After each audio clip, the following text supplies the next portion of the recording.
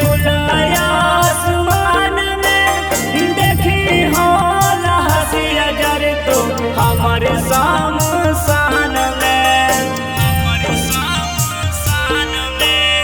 उड़ी जई बधुआ बन के खुलाया आसमान में देखी हो हसिया जर तो हमारे शमशान में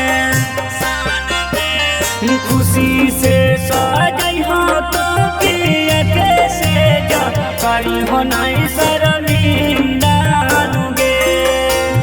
खुशी से सजई हो तो पिए कैसे जा करी हो नहीं शर्मिंदा गे। आज भले हियो हम जिंदा कल बनाबो परिंदा गे। आज भले हियो हम जिंदा कल बनाबो परिंदा गे।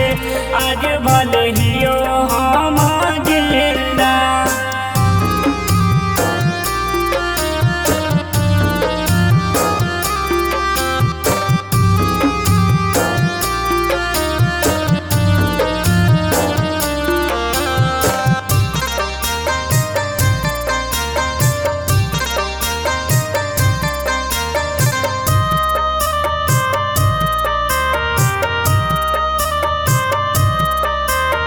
जई के ससुरवा नहीं तुम हमरा के भूलई हो।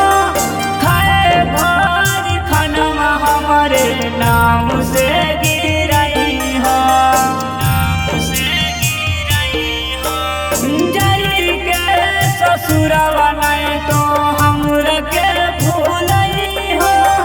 खाए भर खानवा हमारे नाम से गिरई हो। मुकेश बबुआ मितलेश के दिला में लगई काला बिंदा गे। मुकेश बबुआ